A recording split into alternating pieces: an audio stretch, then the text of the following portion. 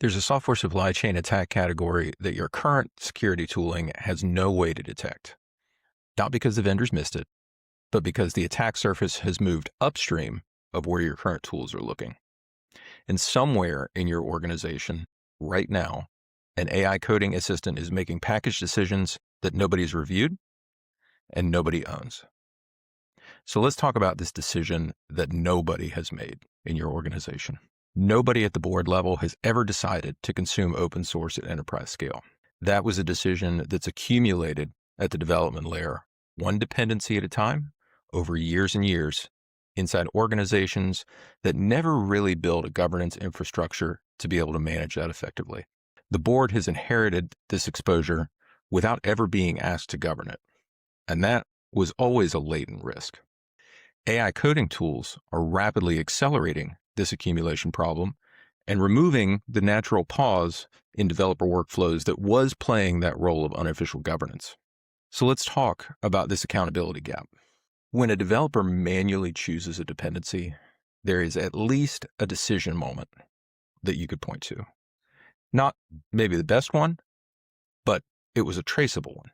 When an AI coding assistant suggests a package and prompts the developer to accept it with a single keystroke, that moment effectively disappears. There's truly no owner for that decision. Security and legal are now being asked to enforce policy on an intake process that they can't fully see. And the attack surface has moved. Attackers are now building packages specifically designed to be recommended by AI tools. Hallucinated package names, claimed before the suggestion ever reaches the developer. Your allow list was built for a world where humans were making those decisions. But that world has changed. So let's talk about the change in the regulatory clock. The EU Cyber Resilience Act vulnerability reporting obligations are going to apply from September of this year. SSDF compliance is already a federal contracting condition, and Executive Order 14028 requirements have been treated as aspirational for way too long. The accountability gap that felt theoretical a year ago now has specific dates attached to that. And the organizations in the most defensible audit position are those that can answer this one question. Who approved the packages AI suggested? That record exists or it doesn't. For most organizations right now, it does not.